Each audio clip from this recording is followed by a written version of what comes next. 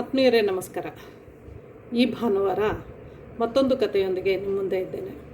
ನೀವೆಲ್ಲ ಪ್ರತಿ ಭಾನುವಾರ ಕತೆ ಕೇಳ್ತಿದ್ದೀರಿ, ರಿಯಾಕ್ಟ್ ಮಾಡ್ತಿದ್ದೀರಿ. ನಂಗೆ ತುಂಬ ಸಂತೋಷ ಆಗ್ತಿದೆ ನೀವೆಲ್ಲ ಕತೆ ಕೇಳ್ತಿರೋದನ್ನು ನೋಡಿ. ದಯವಿಟ್ಟು ನನ್ನ ಯೂಟ್ಯೂಬ್ ಚಾನಲ್ಗೆ ಸಬ್ಸ್ಕ್ರೈಬ್ ಮಾಡಿ, ಬೇರೆಯವ್ರಿಗೂ ಈ ಕಥೆಗಳನ್ನು ಕೇಳಿಸಿ. ಪ್ರಥಮ ಕಥಾ ಸಂಕಲನವಾದಂತಹ ಸಮಾಧಿ ಮೇಲಿನ ಹೂವು, ಈ ಕಥಾ ಸಂಕಲನದ ಮತ್ತೊಂದು ಕತೆ ಈ ಭಾನುವಾರ ನಿಮ್ಮ ಮುಂದೆ ಇಡ್ತಾ ಇದ್ದೀನಿ. ಕತೆ ಕೇಳಿಸ್ಕೊತೀರಿ ಅಲ್ಲ? ಕತೆಯ ಶೀರ್ಷಿಕೆ ಮನದ ತಕ್ಕಡಿಯಲ್ಲಿ ಅಂತ. ಪದ್ಮಕ್ಕ, ನಿಮಗೆ ಗೊತ್ತಾಯ್ತಾ ಸಮಾಚಾರ? ಇಲ್ವಲ್ಲ, ಏನು? ಆತುರದಿಂದಲೇ ಕೇಳಿದರು. ಅತ್ತಲಿಂದ ಮೌನ. ಏ ಪ್ರಭಕ್ಕ, ಏನು ಸಮಾಚಾರ? ಮತ್ತೆ ಕುತೂಹಲದ ಇತ್ತಲಿನ ಮಾತು. ಪದ್ಮಕ್ಕ, ಗದಗಿಂದ ಫೋನ್ ಬಂದಿತ್ತು. ನಮ್ಮ ಪಾರಕ್ಕನ ಮಗ ಸಂಜೆಯ ಆಕ್ಸಿಡೆಂಟ್ನಲ್ಲಿ ಹೋಗ್ಬಿಟ್ನಂತೆ. ಈಗ ಫೋನ್ ಬಂದಿತ್ರಿ. ಅಯ್ಯೋ, ಹೆಂಗಂತೆ? ಗೋವಾದಿಂದ ಬರಕತ್ತಿದ್ನಂತ್ರಿ. 4 ಗೆಳೆಯರು ಹೋಗಿದ್ರಂತ. ಧಾರವಾಡದತ್ರ ಲಾರಿ ಗುದ್ದಿ ಈಗಾತಂತ. ಸಂಜಯ್ ಡ್ರೈವ್ ಮಾಡಕತ್ತಿದ್ನಂತ. ಆತನ ಜೊತೆಗೆ ಅವನು ಇನ್ನೊಬ್ಬ ಗೆಳೆಯನೂ ಸತ್ನಂತ. ಫೋನಿನಲ್ಲಿ ಬಿಕ್ಕಿ ಬಿಕ್ಕಿ ಅಳಲಾರಂಭಿಸಿದ ಗೆಳತಿಯರನ್ನು ಸಮಾಧಾನಿಸುವವರಾರೂ ಅಲ್ಲಿರಲಿಲ್ಲ. ಪದ್ಮಕ್ಕ, ಪ್ರಭಕ್ಕ ಮತ್ತು ಪಾರಕ್ಕ, ಈ ಮೂವರು ಒಂದೇ ತಾಯಿಯ ಹೊಟ್ಟೆಯಲ್ಲಿ ಹುಟ್ಟದಿದ್ದರೂ ಅಕ್ಕ ತಂಗಿ ಅಂತಿದ್ದವರು. ಪಾರಕ್ಕನ ಗಂಡ ಅಗ್ರಿಕಲ್ಚರ್ ಡಿಪಾರ್ಟ್ಮೆಂಟ್ನಲ್ಲಿದ್ದರೆ ಪದ್ಮಕ್ಕನ ಗಂಡ ವೆಟರ್ನರಿ ಡಾಕ್ಟರ್ ಆಗಿದ್ದ. ಪ್ರಭಕ್ಕನ ಗಂಡ ಜಮೀನ್ದಾರ ಆಗಿದ್ದ. ಇವರೆಲ್ಲ ಗಂಗಾವತಿಯಂತಹ ಊರಿನಲ್ಲಿ ಒಟ್ಟಾಗಿದ್ದೇ ಒಂದು ಸೋಜಿಗ. ಮೈಸೂರಿನಿಂದ ಗಂಗಾವತಿಗೆ ಬಂದ ಪದ್ಮಕ್ಕನ ಕುಟುಂಬ, ಬಳ್ಳಾರಿಯಿಂದ ಬಂದ ಪಾರಕ್ಕನ ಕುಟುಂಬ ಮೊದಲು ಪರಿಚಿತಗೊಂಡರು.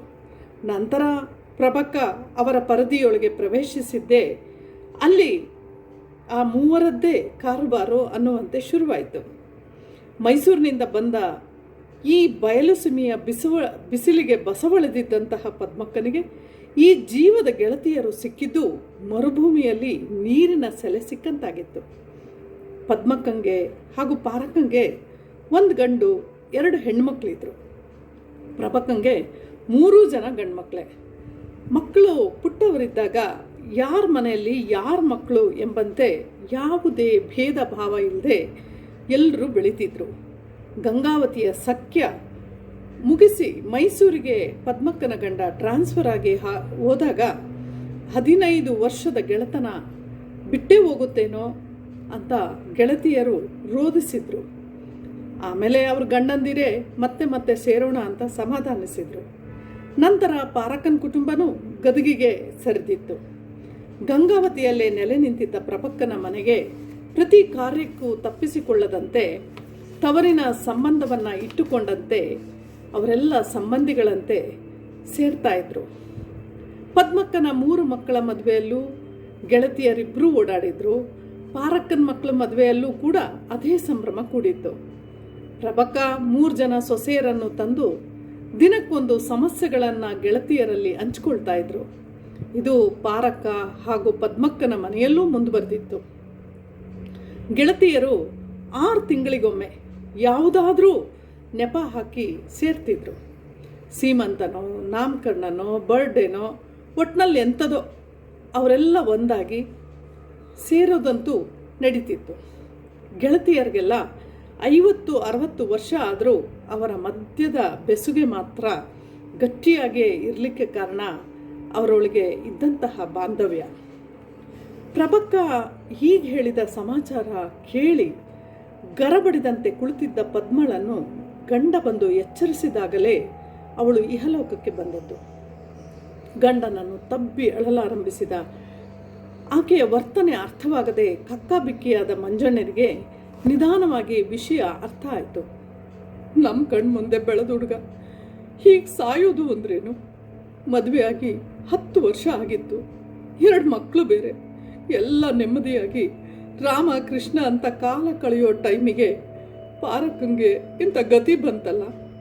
ಹೀಗೆ ಗೋಳಾಡ್ತಿರುವ ಹೆಂಡತಿಗೆ ಸಮಾಧಾನಿಸಲು ಮಾತಿಲ್ಲದೆ ಆಕೆಯ ಭುಜವನ್ನು ಸವರುತ್ತಾ, ನೋಡು, ಅಳೋದನ್ನು ನಿಲ್ಲಿಸು. ಏನು ಮಾಡೋಕ್ಕಾಗತ್ತೆ? ನಿನಗೆ ಮೊದಲೇ BP ಶುಗರು ಇದೆ. ಮುಂದೆ ಏನು ಮಾಡಬೇಕು ಅನ್ನೋದ್ರ ಬಗ್ಗೆ ಯೋಚನೆ ಎಂದು ಎದ್ದು ಮತ್ತೆ ಪಾರಕ್ಕನ ಮನೆಗೆ ಫೋನ್ ಮಾಡಿ ಮಣ್ಣು ಯಾವಾಗ, ಎಲ್ಲಿ ಎಂಬ ಮಾಹಿತಿಯನ್ನು ತೆಗೆದುಕೊಂಡ ಗಂಡನ ಸಮಯ ಪ್ರಜ್ಞೆಗೆ ಪದ್ಮಕ್ಕ ತಲೆದೂಗಿದಳು. ನೋಡು, ನಾವು ಈಗ ಹೊರಟರು ಗದಗ ತಲುಪಲಿಕ್ಕೆ ನಾಳೆ ಬೆಳಗ್ಗೆ ಆಗುತ್ತೆ. ಅಷ್ಟರಲ್ಲಿ ಮಣ್ಣಾಗಿರುತ್ತೆ. ನೀನು ಒಪ್ಪಿದರೆ ಈಗ ಹೋಗೋಣ. ಅದ್ರ ಬದಲು ನಾಳೆ ಹೊರಟು ನಾಡಿದ್ದು ತಲುಪಿ ಮಾತಾಡ್ಸೋಣ, ಏನಂತಿ? ಈ ಎರಡೂ ಆಪ್ಷನ್ಗಳನ್ನು ಕೇಳಿ ಪದ್ಮಕ್ಕಂಗೆ ಕೋಪ ತಡಿಲಿಕ್ಕಾಗಲಿಲ್ಲ. ನೋಡಿ, ಅದೆಲ್ಲ ಗೊತ್ತಿಲ್ಲ. ನಾನು ಕೊನೆಯಲ್ಲಿ ಒಂದು ಮುಖ ನೋಡಲೇಬೇಕು. ಅದೇನೂ ಗೊತ್ತಿಲ್ಲ, ಒಟ್ನಲ್ಲಿ ನೀವು ವ್ಯವಸ್ಥೆ ಮಾಡಿ ಅಂತ ಕಿರ್ಚಾಡಿದ್ಲು. ಮೊದಲೇ ಹುಷಾರಿಲ್ಲದೆ ಹೆಂಡತಿಯ ಆರೋಗ್ಯ ಕಾಳಜಿ ವಹಿಸಿದ್ದ ಮಂಜಣ್ಣನಿಗೆ ಏನು ಮಾಡಲು ತೋಚದೆ ಹಾಗೆ ಸುಮ್ಮನೆ ಕುಳಿತ. ಗಂಗಾವತಿ ಗದಗ್ನಿಂದ ಫೋನ್ಗಳ ಮಾತುಕತೆಯಾಗಿ ಅಂತೂ ಪ್ರಭಕ್ಕ ಮತ್ತು ಪದ್ಮಕ್ಕ ಒಟ್ಟಿಗೆ ಒಂದೇ ದಿನ ಗದಗನ್ನು ತಲುಪಿ ಮಾತನಾಡಿಕೊಂಡು ಬರುವ ಒಪ್ಪಂದಕ್ಕೆ ಬಂದರು. ಅಂತೆಯೇ ಪದ್ಮಕ್ಕ ಮಂಜಣ್ಣ ಹೊರಟು ಗದಗನ್ನು ತಲುಪಿದರು. 1 ತಾಸಿನಲ್ಲಿ ಪ್ರಭಕ್ಕನು ಬಂದು ಸೇರಿದರು. ಸದಾ ಸಂತೋಷದಿಂದ ಗಿಜುಗುಡುತ್ತಿದ್ದ ಪಾರಕ್ಕನ ಮನೆಯೊಳಗೆ ಕಾಲಿಡುವಾಗಲೇ ಮನೆಯ ನೀರವ ವಾತಾವರಣ ಸ್ವಾಗತಿಸಿತು. ಇವರಿಬ್ಬರೂ ಮನೆಯೊಳಗೆ ಪ್ರವೇಶಿಸ್ತಿದ್ದಂತೆ ಅದೆಲ್ಲಿದ್ಲು ಪಾರಕ್ಕ ಕುಂಟುತ್ತಾ ಬಂದು ಗೆಳತಿಯರನ್ನು ತಬ್ಬಿ ಹಿಡಿದು, ಯವ್ವ, ಈಗ ಬಂದ್ರೇನ? ನೋಡ್ರಿ, ನಿಮ್ಮ ಸಂಜೆಯನ್ನ ಗುಂಡ್ಯಾಗಿ ಮಲಗಿಸಿ ಬಂದೀನಿ. ಇದ್ದೊಬ್ಬ ಮಗನು ಹೋಗಿ ನಾ ಬದುಕಿನಲ್ಲೇ ನನಗಾನ ಸಾವು ಬರಬಾರ್ದಿತ್ತ. ಯವ್ವ, ಮನೆನೆಲ್ಲ ನಿನಗೆ ಹ್ಯಾಂಗೆ ಬೇಕೋ ಹಂಗೆ ಮಾಡಿಸ್ಕೊಡ್ತೀನಿ ಅಂದಿದ್ದ. ಈಗ ಅವನೇ ಇಲ್ಲ, ನಾ ಇನ್ನೂ ಬದುಕಿನಲ್ಲೇ. ಹೆತ್ತ ತಾಯಿಯ ಒಡಲ ದುಃಖದ ಮಾತುಗಳಿಗೆ ಯಾವ ಮಾತಿನಿಂದ ಸಮಾಧಾನ ಮಾಡಲಾದೀತು? ಆಕೆಯ ಬೆನ್ನು ನೇವರಿಸಿ ನಮ್ಮ ಮಾತುಗಳನ್ನು ಸೇರಿಸಿ ಗೋಳಾಡುವುದಷ್ಟೇ. ಒಳಕೋಣೆಯಿಂದ ಜೋರಾಗಿ ಗೋಳಾಡುವ ಶಬ್ದ ಕೇಳಿ ನನ್ನ ಗಮನ ಆ ಕಡೆ ತಿರುಗಿತು. ಪದ್ಮಕ್ಕ, ಸೊಸೀರಿ, ಚಿಕ್ಕ ವಯಸ್ಸಿಗೆ ಪಾಪ ಇಂಥ ಕಷ್ಟ ಆಕಿಗೆ ಬಂತಲ್ಲ, ಹೆಂಗವ ಇರಲಿ, ನಾ ಇನ್ನು ಹೆಂಗೆ ಬದುಕಿರಲಿ? ಪಾರಕ್ಕನ ಒಡಲಾಗ್ನಿಗೆ ಯಾವ ನೀರಾಕಿದರೆ ಉಪಶಮನವಾಗ್ತಿತ್ತು. ಮನಸಾರೆ ಅತ್ತು ಸಮಾಧಾನ ಮಾಡಿಕೊಳ್ಳಿ ಎಂಬಂತೆ ಸುಮ್ಮನಿದ್ದವರು ನಂತರ ನಮಗೆ ನಾವೇ ಸಮಾಧಾನಗೊಂಡ ಮೇಲೆ ಬರ್ರಿ ಜಳಕ ಮಾಡಿರಿ, ಟಿಫನ್ ಮಾಡೋರಂತಿ ಅಂತ ಮನೆಯವರೆಲ್ಲ ಉಪಚಾರಿಸಲಾರಂಭಿಸಿದರು. ಸತ್ತವರು ಸತ್ತರು, ಬದುಕಿದ್ದವರು ಸಾಯಬಾರ್ದಲ್ಲ.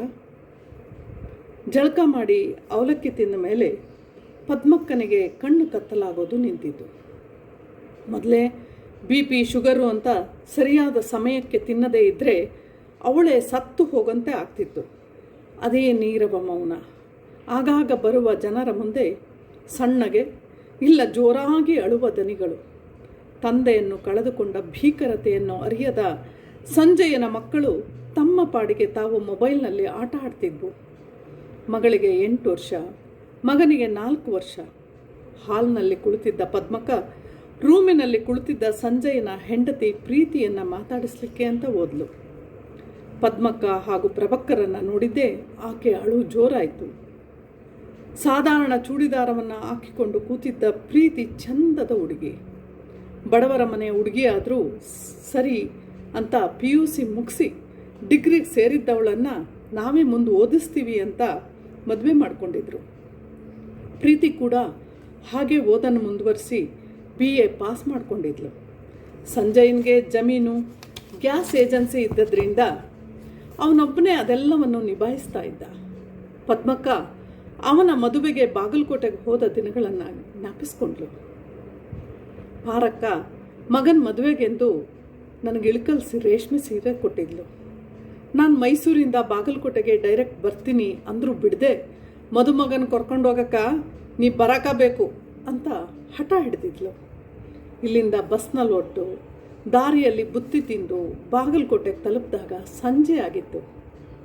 ಸಂಜಯ್ ನನ್ನ ಎದುರುಗೊಂಡು ಮೆರವಣಿಗೆಯಲ್ಲಿ ಬಾಜಾ ಭಜಂತ್ರಿ ಕುದುರೆ ಮೇಲೆ ಕೂಡಿಸಿ, ಅಯ್ಯೋ ಅದೆಂಥ ಮೆರವಣಿಗೆ ಮಾಡಿದ್ರು. ಅದನ್ನು ನೋಡೋಕೆ ಕಣ್ಣು ಸಾಲ್ದಂಗಾಗಿತ್ತು. ಆ ತಿಂಡಿ, ಆ ಅಡುಗೆ ಬಂದವ್ರಿಗೆ ಕೊಡಲಿಕ್ಕೆ ಅಂತ ನೂರಾರು ಸೀರೆಗಳನ್ನು ಮದುಮಕ್ಕಳ ಪಕ್ಕದಲ್ಲಿ ಇಟ್ಕೊಂಡು ಪಾರಕ್ಕ ಕೊಟ್ಟಿದ್ದೇನು, ಸಂತೋಷ ಪಟ್ಟಿದ್ದೇನು ಅಂತ ಚಂದದ ಮದುವೆ ಮಾಡಿದರು.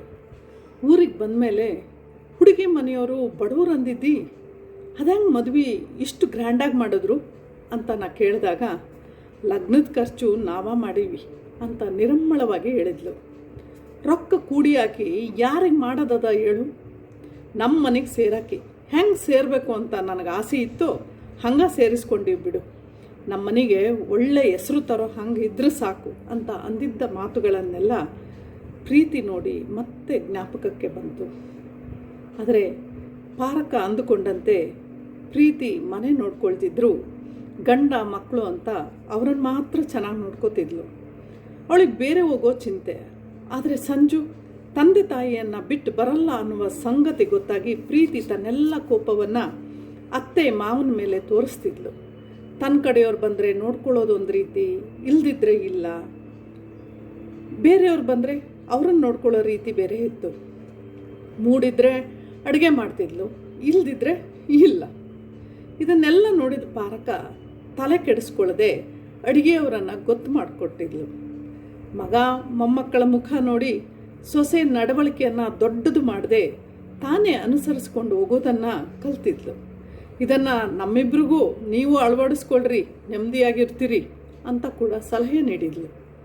ಇದೆಲ್ಲ ನೆನಪಿಗೆ ಬಂದು ಇಂಥ ಸೊಸೆಯೊಂದಿಗೆ ಈಗ ಪಾರಕ್ಕ ಹೇಗೆ ಸಂಸಾರ ಮಾಡ್ತಾಳೋ ಅಂತ ನಿಡಿದಾದ ಉಸಿರು ಬಿಟ್ಟ ನಾನು ರೂಮನ್ನೊಮ್ಮೆ ನೋಡಿದೆ. ಅದೊಂದು ದೊಡ್ಡ ಮಾಸ್ಟ್ರು ಬೆಡ್ರೂಮು, ದೊಡ್ಡದಾದ ಮಂಚ, ಎರಡೂ ಪಕ್ಕದಲ್ಲಿದ್ದ ಸೈಡ್ ಟೇಬಲ್ಗಳು, ಅವುಗಳ ಮೇಲೆ ಊದಾನಿ, ಅದರಲ್ಲಿ ಜರ್ಮನಿಯಿಂದ ಚಂದು ಕಳಿಸಿದ ಹೂಗಳು, ಮತ್ತೊಂದು ಟೇಬಲ್ ಮೇಲೆ ಸುಂದರವಾದ ದೀಪ, ಗೋಡೆ ಮೇಲೆ ತೂಗು ಹಾಕಿದ ದೊಡ್ಡ ಫೋಟೋದಲ್ಲಿ ಸಂಜಯ ಪ್ರೀತಿ ಮದುವೆಯಾದ ಹೊಸತರಲ್ಲಿ ತೆಗೆಸಿದ ಚಿತ್ರ, ಮತ್ತೊಂದು ಮಕ್ಕಳೊಂದಿಗಿನ ಚಿತ್ರ ಇತ್ತು. ಸಂಜಯ್ ಹೇಗೆ ಮಗುವಿನಂತೆ ನಗ್ತಾ ಇದ್ದಾನೆ ಅಂದುಕೊಂಡ್ಲು ಪದ್ಮಕ್ಕ. ಸಂಜು ಸಿಕ್ಕಾಗೆಲ್ಲ ಪಾರಕ್ಕ ಹೇಳ್ತಿದ್ದ ಸೊಸೆ ಕಂಪ್ಲೇಂಟ್ಗಳನ್ನು ನಾನು ಅವನಿಗೆ ಕೇಳಿದ್ರೆ ಅವನು ಹೇಳ್ತಿದ್ದ, ಅಮ್ಮ ಹಂಗ ಈಕಿ ಹಿಂಗ ಆಂಟಿ, ನಾನು ಮಾತ್ರ ಅವ್ವ ಅಪ್ಪನ ಬಿಟ್ಟು ಬರಂಗಿಲ್ಲ ಅಂತ ಹೇಳೀನಿ. 10 ವರ್ಷ ಆಯ್ತು, ಆಕಿನೂ ಈಗೀಗ ಹೊಂದ್ಕೊಳಕತ್ತಾಳ, ಸುಮ್ಮನಾಗ್ತಾಳ ಅಷ್ಟ ಅಂತಿದ್ದ. ಯಾವುದಕ್ಕೂ ಯೋಚಿಸದೆ ಬದುಕಿರೋ ತನಕ ಆರಾಮವಾಗಿರಬೇಕು ಅಂತಿದ್ದ ಸಂಜು ಬದುಕಿರೋರಿಗೆ ದೊಡ್ಡ ಯೋಚನೆಯೊಂದನ್ನು ಬಿಟ್ಟು ಮಣ್ಣು ಸೇರಿದ್ದ. ಸತ್ತವರ ಮನೆಯಲ್ಲಿ ಮಾತಾಡಿಸ್ಲಿಕ್ಕೆ ಜನವೋ ಜನ, ಎಲ್ಲರ ಮುಂದೆ ಅಷ್ಟೇ ಪ್ರಮಾಣದಲ್ಲಿ ಗೋಳಾಡಿ ದುಃಖ ತೋಡಿಕೊಳ್ಳಬೇಕೆಂದು ಬಯಸುವ ಜನ. ಎಷ್ಟು ಅಂತ ಗೋಳಾಡೋದು? ಗೋಳಾಡ್ದಿದ್ರೆ ಏನಿಲ್ಲ, ಮಗ ಸತ್ತ ದುಃಖನೂ ಕಾಣಿಸ್ಲಿಲ್ಲ ಅನ್ನುವವರ ಮಧ್ಯೆ ಕಣ್ಣೀರು ಬತ್ತು ಹೋಗದಂತೆ ಕಾಪಿಟ್ಟು ಅಳಬೇಕಾದ ಅನಿವಾರ್ಯತೆ ಮನೆಯವರಿಗೆ. ನೋಡು ಪ್ರೀತಿ, ಪದ್ಮಕ್ಕ ಪ್ರಭಕ್ಕ ಹೊರಟು ನಿಂತಾರೆ. ಅವ್ರ ಮುಂದೆ ಹೇಳಕತ್ತೀನಿ, ನೀನು ಗಂಡನ ಕಳ್ಕೊಂಡು ನಾ ಮಗನ ಕಳ್ಕೊಂಡೀನಿ. ನಿನ್ನ ದುಃಖ ಜಾಸ್ತಿನೋ ನನ್ನ ದುಃಖ ಜಾಸ್ತಿನೋ ಗೊತ್ತಿಲ್ಲ, ಆದ್ರೆ ನಮ್ಮಿಬ್ರಿಗೂ ದೊಡ್ಡ ಲಾಸ್ ಆಗದ. ನೀನು ಮುಂದೆ ಓದ್ತೀನಿ ಅಂದ್ರೆ ಓದು, ಮನೆಯಾಗ ಕುಂದ್ರಬೇಡ. ಕಾರ್ ಡ್ರೈವಿಂಗ್ ಕಲಿಬೇಕಂತಿದ್ದಲ್ಲ, ಕಲಿ. ನನಗೆ ನೀನು ಬೇರೆ ಅಲ್ಲ, ಜರ್ಮನಿ ಆಗಿರೋ ಮಗಳು ಚಂದು ಬೇರೆ ಅಲ್ಲ. ಮಕ್ಕಳನ್ನೆಲ್ಲ ನೋಡಿಕೊಂಡು ನಿನ್ನ ದುಃಖನ ಹಗುರ ಮಾಡ್ಕೊ ಎಂದು ಪಾರಕ್ಕ ಒಂದೇ ವೇಗದಲ್ಲಿ ನಾವಿಬ್ಬರು ಹೊರಟು ನಿಂತಾಗ ಸೊಸೆ ಮುಂದೆ ನಿಲ್ಲಿಸಿ ಮಾತಾಡಿದ್ದು ಕೇಳಿ ಕಣ್ಣು ಒದ್ದೆಯಾಗಿದ್ವು. ನಾವು ನಮ್ಮ ಬಾಯಿಗೆ ನಿಲುಕಿದ ಮಾತುಗಳನ್ನಾಡಿ ಹೊರಟು ಬಂದಿದ್ದೆವು. ಸಂಜು ಸತ್ತು 3 ತಿಂಗಳಾಗಿತ್ತು. ಪಾರಕ್ಕ ಬೆಂಗಳೂರಿಗೆ ಯಾವುದೋ ಕೆಲಸಕ್ಕೆ ಅಂತ ಬಂದವಳು ಮೈಸೂರಿಗೂ ಬಂದಿದ್ಲು. ನಾನು ಕೇಳಿದ್ದೆ, ಪ್ರೀತಿ ಹೇಗಿದ್ದಾಳೆ? ನಮ್ಮ ವಸ್ತು ಹೋದ್ಮೇಲೆ ನಾವು ಏನು ಮಾಡಿದ್ರು ಅದಕ್ಕೆ ಬೆಲೆ ಇಲ್ಲ ಪದ್ಮಕ್ಕ. ಆಕಿನೂ ಕಾಲೇಜ್ಗೆ ಹೋಗಂಗಿದ್ರು ಹೋಗಲಿ ಅಂತಲೇ ಅಂದ್ವಿ, ಇನ್ನೂ ಮನಸ್ಸು ಮಾಡಿಲ್ಲ. ಮಕ್ಕಳನ್ನ ಸರಿ ನೋಡ್ಕೊಳ್ಳಂಗಿಲ್ಲ. ನಾವು ಆಕಿ ಮನಸ್ಸಿಗೆ ದೊಡ್ಡ ಪೆಟ್ಟು ಬಿದ್ದದ ಅಂತಲೇ ನಮ್ಮ ದುಃಖನ ಮೂಲಿಗಾಕಿ ಮಕ್ಕಳನ್ನು ಆಕಿನ ನೋಡಕತ್ತೀವಿ ಅಂದರು. ಹೀಗೆ ಅದು ಇದು ಮಾತಾಡಿ ನನಗೆ ತೋಚಿದ ಸಮಾಧಾನ ಮಾಡಿ ಕಳಿಸ್ಕೊಟ್ಟಿದ್ದೆ. ಅದಾಗಿ ಕೆಲವು ತಿಂಗಳಿಗೆ ಪ್ರೀತಿ ಕಾಲೇಜಿಗೆ ಸೇರಿ BEd ಮಾಡ್ತಿದ್ದಾಳೆ, ಜೊತೆಗೆ ಕಾರ್ ಕಲಿತಿದ್ದಾಳೆ ಅನ್ನೋ ಸುದ್ದಿ ತಲುಪಿತ್ತು. ಅಂತೂ ಆ ಹುಡುಗಿ ಚೇತರಿಸ್ಕೊಳ್ತಿರೋ ವಿಚಾರ ಕೇಳಿ ಮನಸ್ಸಿಗೆ ನೆಮ್ಮದಿ ಸಿಕ್ಕಿತ್ತು. ಸಂಜುವಿನ ಗ್ಯಾಸ್ ಏಜೆನ್ಸಿನ ಹೆಂಡತಿ ಹೆಸರಿಗೆ ಟ್ರಾನ್ಸ್ಫರ್ ಮಾಡಿಸಿದ್ದೀವಿ. ಅದನ್ನು ಬೇರೆಯವ್ರು ನಡೆಸ್ತಿದ್ದಾರೆ. ತಿಂಗಳಿಗೆ ಒಂದು 50-60 ಸಾವಿರ ರೂಪಾಯಿ ಪ್ರೀತಿ ಹೆಸರಿಗೆ ಬ್ಯಾಂಕಲ್ಲಿ ಜಮಾ ಆಗ್ತಿದೆ ಅಂತ ಪಾರಕ್ಕ ಹೇಳ್ಕೊಂಡಿದ್ಲು. ಮತ್ತೆ ನಾವು ಭೇಟಿಯಾದದ್ದು ಗಂಗಾವತಿಯಲ್ಲಿ ಪ್ರಭಕ್ಕನ ಮೊಮ್ಮಗುವಿನ ನಾಮಕರಣದಲ್ಲಿ. ಆ ದಿನ ರಾತ್ರಿ ಪಾರಕ್ಕ ಮತ್ತು ನಾನು ಒಂದೇ ಕೋಣೆಯಲ್ಲಿದ್ವು. ಪಾರಕ್ಕನೇ ಸಂಜುವನ್ನು ನೆನೆಸ್ಕೊಂಡು ಅಳಲಾರಂಭಿಸಿದ್ಲು. ಗಾಯದ ಆಳ ಮೊದಲಿನಷ್ಟು ಆಳವಾಗಿರಲಿಲ್ಲ. ಅವನು ಸಾಯೋ ಸತ್ತ. ಇರುವ ನಮಗೆ ನೆಮ್ಮದಿ ಇಲ್ಲ. ಈ ಕಣ್ಣಲ್ಲಿ ಇನ್ನೂ ಏನೇನು ನೋಡಬೇಕು ಅಂದು. ಯಾಕ, ಏನಾಯಿತು ನನ್ನ ಪ್ರಶ್ನೆ. ಅದು ಮುಗಿಯೋ ಮುಂಚೆನೇ ಏನಾಗಕತ್ತಿಲ್ಲ, ನನ್ನ ಸೊಸಿ ಮೊದಲನಂಗಿರಲಿ, ಈಗ ಚಿಕ್ಕ ವಯಸ್ಸಿಗೆ ಗಂಡನ ಕಳ್ಕೊಂಡು ದುಃಖದಾಗ ಇರೋದು ಬೇಡ ಅಂತ ನಾನು ಆಕಿನ ಕಾಲೇಜಿಗೆ ಹೋಗು ಅನ್ನಲ್ಲ, ಅದ ತಪ್ಪ? ಕಾರ್ ಕಲಿಯೋವ ಅನ್ನಲ್ಲ, ಅದ ತಪ್ಪ? ನನ್ನ ಗಂಡ ಬೇಡ ಅಂದರೂ ಕೇಳ್ದ ಆಕೆ ಹೆಸರಿಗೆ ಗ್ಯಾಸ್ ಏಜೆನ್ಸಿ ಮಾಡಿ ಆಕೆಗೆ 60,000 ತಿಂಗಳಿಗೆ ಬರಂಗೆ ಮಾಡಿದ್ನಲ್ಲ, ಅದು ತಪ್ಪ? ಯಾಕ, ಏನಾಯ್ತು ಈಗ? ನನ್ನ ಸೊಸಿ ಓದಾಕತ್ತಾಳ, ಕಾರ್ ತಗೊಂಡು ಓಡಾಡಿ ಬರ್ತಾಳ, ಅವೇನೋ ಕಿಟ್ಟಿ ಪಾರ್ಟಿ ಅಂತ ಜೀನ್ಸ್ ಹಾಕ್ಕೊಂಡು ಹೋಗ್ತಿರ್ತಾಳ. ಮಕ್ಕಳು ಮರಿ ಬಗ್ಗೆ ತಲೆ ಕೆಡಿಸ್ಕೊಳ್ಳಾಕ ನಮ್ಮ ತಲೆಗೆ ಆ ಮಕ್ಕಳನ್ನ ಕಟ್ಟಿರೋ. ಏನು ಮಾಡಲಿ ಹೇಳು ಅಂದ್ಲು. ಹೋಗಲಿ ಬಿಡು, ನೀನೇ ನಿನ್ನ ಸೊಸೆ ಮಗನ ಸಾವಿನ ದುಃಖ ಮರ್ತಿಲ್ಲ ಅಂತಿದ್ದೆ. ಈಗ ಅವಳು ನೀನು ಹೇಳ್ದಂತೆ ಮಾಡ್ತಿದ್ದಾಳೆ. ಆಗಂದ್ರೂ ಯಾಕೆ ಬೇಜಾರು? ಇವತ್ತು ಹೊರಗಿನಕ್ಕೆ ಕೈ ಚಾಚಿದವಳು ನಾಳೆ ಮಕ್ಕಳ ಬಗ್ಗೆನೂ ಅಷ್ಟೇ ಆಸಕ್ತಿ ವಹಿಸ್ತಾಳ. ಸ್ವಲ್ಪ ತಾಳ್ಮೆ ಇರಲಿ, ಎಲ್ಲ ಮರಿಲಿಕ್ಕೂ ಸಮಯ ಬೇಕಾಗ್ತದ. ಅದು ಎಲ್ಲರನ್ನೂ ಮರೆಸುತ್ತೆ, ಸುಮ್ಮನಿರು ಅಂದೆ. ನೀನು ಅಂದಂತೆ ಆಗಿದ್ರೆ ನಾನು ಖುಷಿ ಪಡ್ತಿದ್ದೆ ಪದ್ಮಕ್ಕ. ಆಕಿ ಅವ್ರ ಅಕ್ಕನ ಮನೆಗೆ ಬೆಂಗಳೂರಿಗೆ ಹೋಗಿ ಬಂದಾಗಿಂದ ಭಾಳ ಬದಲಾಗಿದ್ದಾಳೆ ಅಂದರೆ ಯಾವ ರೀತಿ? ನಾ ಕೇಳಿದೆ. ಮುಂಜಾನೆ ಮಕ್ಕಳು ಶಾಲೆಗೆ ಕಳಿಸೋದು, ಮಕ್ಕಳನ್ನು ನೋಡ್ಕೊಳ್ಳೋದು, ಮೊದಲು ಮಾಡ್ತಿದ್ದ ಕೆಲಸಗಳನ್ನು ಈಗ ಮಾಡ್ತಾ ಇಲ್ಲ. ಕೇಳಿದ್ರೆ ನನ್ನ ಕೈಯಾಗ ಆಗಂಗಿಲ್ಲ, ಮಕ್ಕಳನ್ನ ಯಾವುದಾದ್ರೂ ರೆಸಿಡೆನ್ಸಿ ಶಾಲೆಗೆ ಹಾಕ್ರಿ ಅಂದ್ಲು. ಗಂಡನೂ ಇಲ್ಲ, ಮಕ್ಕಳನ್ನು ದೂರ ಕಳಿಸಿ ಮಾಡೋದೇನು ಅಂದರೆ ನಾನು ಬೇರೆ ಮದುವೆ ಆಗ್ತೀನಿ ಅಂದ್ಲು. ಈಗ ಹೇಳು, ನಾವೇನು ಮಾಡಬೇಕು? ಪಾರಕ್ಕ ಮಾತು ನಿಲ್ಲಿಸಿದ್ಲು. ನನಗೆ ಆ ಕೊನೆಯ ವಾಕ್ಯ, ಅದೇನದು, ಮತ್ತೊಂದು ಮದುವೆಯ ಹರಗಿಸ್ಕೊಳ್ಳಿಕ್ಕೆ ಆಗಲಿಲ್ಲ. ಆಳ ಸಾಗರದ ಮಧ್ಯೆ ದಾರಿ ಕಾಣದೆ ನಿಂತ ಪಾರಕ್ಕನನ್ನು ನಾನು ದಾರಿ ಕಾಣದಂತೆ ನೋಡಿದೆ. ಪ್ರೀತಿಯ ಮರುಮದುವೆಯ ಬಗ್ಗೆ ನಾವು ಯಾರೂ ಯೋಚನೆನೇ ಮಾಡಲಿಲ್ಲ. ಈ ವಿಷಯ ನಮಗೆ ತಕ್ಷಣಕ್ಕೆ ಆಘಾತವೇ. ಆದರೆ ಅವಳು ಮರುಮದುವೆ ಆದರೆ ತಪ್ಪೇನು? ನನಗೆ ನಾನೇ ಪ್ರಶ್ನೆ ಹಾಕ್ಕೊಂಡೆ. ಹೆಂಡತಿ ಸಾಯ್ತಿದ್ದಾಗೆ ಮತ್ತೊಂದು ಮದುವೆ ಮಾಡುವ ಆತುರ ತೋರಿಸೋವಂಥ ಗಂಡಸಿಗೆ ಅವನಿಗೆ ಮಕ್ಕಳ ಕಾರಣ ಹೇಳಿನೋ ಅಥವಾ ಮುಂದೆ ಒಬ್ಬನೇ ಬದುಕೋದಾದರೂ ಹೇಗೆ ಅಂತನೋ ನಾವು ಮರುಮದುವೆ ಆಯ್ಕೆಯನ್ನು ತೆರೆದಿಡ್ತೇವೆ.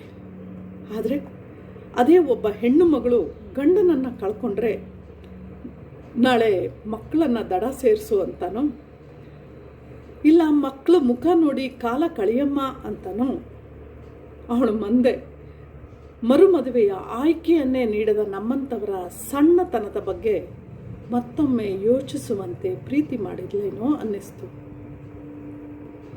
ಏನು ಯೋಚಿಸ್ತಿದೀಯಾ ಪಾರಕ್ಕನ ಪ್ರಶ್ನೆಗೆ ವಾಸ್ತವಕ್ಕೆ ಬಂದೆ. ನಿನಗೇನು ಅನ್ನಿಸ್ತಾ ಇದೆ? ಅದು ಹೇಳು ಅಂದೆ. ಅವಳು ಮದುವೆ ಆಗೋದು ನನಗಿಷ್ಟ ಇಲ್ಲ. ಆಕೆನ ನನ್ನ ಮಗನ ಜೊತೆ ಬಿಟ್ಟು ಬೇರೆ ಕಲ್ಪಿಸ್ಕೊಳ್ಳಿಕ್ಕೆ ಸಾಧ್ಯ ಇಲ್ಲ ನನಗೆ. ನೋಡು, ತಿಂಗಳಿಗೆ 60,000 ಆಕೆ ಹೆಸರಲ್ಲಿ ಬ್ಯಾಂಕಿಗೆ ಬೀಳ್ತಾ ಇರೋದ್ರಿಂದಲೇ ಆಕೆ ಅಕ್ಕ ಇಂಥ ಮನಿಹಾಳು ಯೋಚನೆ ಮಾಡಾರ. ರೊಕ್ಕ ನಿಂತ್ರ ಮದುವೆ ಯೋಚನೆನೂ ನಿಲ್ತದ. ಮಕ್ಕಳೇ ಬೇಡ ಅಂದಾಕಿಗೆ ನಮ್ಮ ರೊಕ್ಕ ಯಾಕೆ ಬೇಕು ಹೇಳು ಅಂದ್ಲು. ನೀನು ಇಷ್ಟು ಸಣ್ಣತನಕ್ಕೆ ಯೋಚಿಸೋಳಲ್ಲ ಪಾರು. ನೀನು ಸೊಸೆ ಜಾಗದಲ್ಲಿ ನಿನ್ನ ಮಗಳನ್ನಿಟ್ಟು ನೋಡು. ನಾವೆಲ್ಲ ಹಳೆ ಕಾಲದವರು. ಮದುವೆ ಗಂಡ ಅಂದರೆ 7 ಜನ್ಮಕ್ಕೂ ಒಬ್ಬನೇ ಅನ್ನೋ ಕಲ್ಪನೆ ಇದ್ದವರು. ನಿನ್ನ ಸೊಸೆ ಇನ್ನೂ ಚಿಕ್ಕ ವಯಸ್ಸಿನವಳು. ಮಕ್ಕಳ ಕಾರಣ ಹೇಳಿ ಅವಳ ಮದುವೆಯನ್ನು ತಡಿಬೇಡ. ಅವಳೇ ಮದುವೆ ಆಗ್ತೀನಿ ಅಂತ ಹೇಳಿರೋದ್ರ ಹಿಂದೆ ಏನೋ ಹುಚ್ಚು ಕಲ್ಪನೆ ಮಾಡ್ಕೋಬೇಡ. ಮಕ್ಕಳನ್ನೇ ಬೇಡ ಅಂದವಳು ನಿನ್ನ ಹಣವನ್ನು ಕೂಡ ಬೇಡ ಅಂತ ನಿರಾಕರಿಸದಿಲ್ಲ ಅಂತ ಹೇಗಂತೀಯ? ನಿನ್ನ ಮನಸ್ಸಿನ ತಕ್ಕಡಿಯಲ್ಲಿಟ್ಟು ಎಲ್ಲವನ್ನ ನಿಧಾನವಾಗಿ ಯೋಚಿಸು. ನೀನಾಗಿ ಹೂ ಅಂದರೆ ಒಳ್ಳೆಯವಳಾಗ್ತೀಯ, ಇಲ್ಲ ಅಂದರೆ ಸೊಸೆ ದೃಷ್ಟಿಯಲ್ಲಿ ಸ್ವಾರ್ಥಿ ಅನ್ನಿಸ್ಕೊಳ್ತೀಯ ಅಷ್ಟೆ. ಯೋಚನೆ ಮಾಡು ಅಂದೆ. ಯಾವ ನಿರ್ಧಾರಕ್ಕೂ ಬಾರದೆ ಪಾರಕ ರಾತ್ರಿಯೆಲ್ಲ ನಿದ್ದೆ ಇಲ್ಲದೆ ಹೊರಳಾಡುತ್ತಿದ್ದಳು. ಇದನ್ನು ಗಮನಿಸಿದರೂ ಗಮನಿಸದಂತೆ ನಾನು ಮಲ್ಗೆ ಇದ್ದೆ. ಬೆಳಗ್ಗೆ ನಾನು ಎದ್ದೇಳುವ ಮುಂಚೆನೇ ಪಾರಕ ಎದ್ದು ಹೊಸ ರೇಷ್ಮೆ ಸೀರೆ ಉಟ್ಟು ತಯಾರಾಗಿದ್ಲು. ನಾನು ಎದ್ದೇಳ್ತಾನೆ, ಪದ್ಮಕ್ಕ ನೀನು ಲಗುನ್ ತಯಾರಾಗು. ಪ್ರಭಕ್ಕನ ಮಗು ನಾಮಕರಣ ಮುಗಿಸಿ ಮಲ್ಲಿಕಾರ್ಜುನ ಮಠದ ಹತ್ತಿರ ಇರೋ ಮ್ಯಾರೇಜ್ ಸೆಂಟ್ರಿಗೆ ಹೋಗಿ ನನ್ನ ಸೊಸೆಗೆ ಒಂದು ಗಂಡು ವಿಚಾರಿಸ್ಬರೋಣ ಅಂತ ಹೇಳಿದಾಗ ನನ್ನ ಪಾರು ಬದಲಾಗಿದ್ದನ್ನು ಕಣ್ಣಗಲಿಸಿ ನಾನು ನೋಡ್ತಾನೇ ಇದ್ದೆ. ಅದೊಂದು ದಿವ್ಯ ಸಂತೋಷದ ಕ್ಷಣ. ನಮಸ್ಕಾರ. ಈ ಕಥೆ ನಿಮ್ಗೆ ಹೇಗೆ ಅನ್ನಿಸ್ತು ಅನ್ನುವಂಥದ್ದನ್ನು ತಿಳಿಸಿ, ಮತ್ತು ಈ ಕಥೆಯನ್ನು ಬೇರೆಯವ್ರಿಗೂ ಕೇಳಿಸಿ ನಮ್ಮ ಯೂಟ್ಯೂಬ್ ಚಾನಲನ್ನು ನೀವೆಲ್ಲರೂ ಸಬ್ಸ್ಕ್ರೈಬ್ ಮಾಡಿ ಅಂತ ಈ ಮೂಲಕ ವಿನಂತಿ ಮಾಡ್ಕೋತಾ ಇದ್ದೀನಿ. ನಿಜವಾಗ್ಲೂ ಕಥೆಗಳನ್ನು ತುಂಬ ಜನ ಕೇಳ್ತಿದ್ದಾರೆ, ಸಬ್ಸ್ಕ್ರೈಬ್ ಆಗ್ತಿದ್ದಾರೆ. ಸಂತೋಷ, ಇದು ಖುಷಿ ಕೊಡ್ತಾ ಇದೆ. ಮತ್ತು ಅದಕ್ಕಿಂತ ಹೆಚ್ಚಾಗಿ ಭಾಳಷ್ಟು ಜನ ಇದನ್ನು ಹೇಗೆ ಮಾಡ್ತಿದ್ದೀರಿ, ನೀವು ಹೇಗೆ ಓದ್ತಿದ್ದೀರಿ, ನಾವು ಚಾನಲ್ ಓಪನ್ ಮಾಡೋಣ ಅಂತಿದ್ದೀವಿ, ಇದಕ್ಕೆ ಟೆಕ್ನಿಕಲ್ ಹೇಗೆ ಸಪೋರ್ಟ್ ಮಾಡ್ತಿದೆ, ಇದೆಲ್ಲ ಕೇಳ್ತಿದ್ದಾರೆ. ನಾನು ಯಾವಾಗಲೂ ಹೇಳ್ತಿದ್ದೀನಿ, ನನ್ನಿಂದ ತುಂಬ ಜನ ಮಾತಾಡಿದವರೆಲ್ಲ ಹೇಳ್ತಿದ್ದಾರೆ ನಿಮ್ಮಿಂದ ಇನ್ಸ್ಪೈರ್ ಆಗಿ ನಾವು ಕೂಡ ಯೂಟ್ಯೂಬ್ ಚಾನಲ್ ಮಾಡ್ತಿದ್ದೀವಿ ಅಂತ. ಖುಷಿಯಾದ ವಿಚಾರ ಇದು. ಖಂಡಿತ ಯೂಟ್ಯೂಬ್ ಚಾನಲ್ಗಳನ್ನು ಮಾಡಿ ನಿಮ್ಮ ಆಸಕ್ತಿದಾಯಕ ನಿಮ್ಮ ಪ್ರತಿಭೆಯನ್ನು ತೋರಿಸುವ ಒಂದು ಪ್ಲ್ಯಾಟ್ಫಾರ್ಮ್ ಇದು. ನೀವು ಕೂಡ ಕಥೆನೋ ಕವಿತೆನೋ ಬೇರೆ ಏನನ್ನೋ ಓದ್ತೀರಿ, ಕೇಳಿಸ್ತೀರಿ ಅಂದರೆ ಅದೊಂದು ಸಂತೋಷದ ವಿಚಾರ. ಮಾಡಿ. ಆದರೆ ಟೆಕ್ನಿಕಲಿ ನನಗೆ ಏನೂ ಗೊತ್ತಿಲ್ಲ. ಅದನ್ನೆಲ್ಲ ನನ್ನ ತಂಗಿಯ ಮಗಳು ಅಂಶು ಮತ್ತು ನನ್ನ ಮಕ್ಕಳು ನೋಡ್ಕೋತಾ ಇದ್ದಾರೆ. ಹಾಗಾಗಿ ಅವರೆಲ್ಲರಿಗೂ ಕೂಡ ಈ ಸಂದರ್ಭದಲ್ಲಿ ಮತ್ತೊಮ್ಮೆ ಧನ್ಯವಾದ ಹೇಳಿ, ಕತೆ ಕೇಳಿಸಿ ನಿಮ್ಮ ಅಭಿಪ್ರಾಯ ತಿಳಿಸಿ ಅಂತ ಮತ್ತೊಮ್ಮೆ ಧನ್ಯವಾದ ಹೇಳ್ತೀನಿ. Thank you.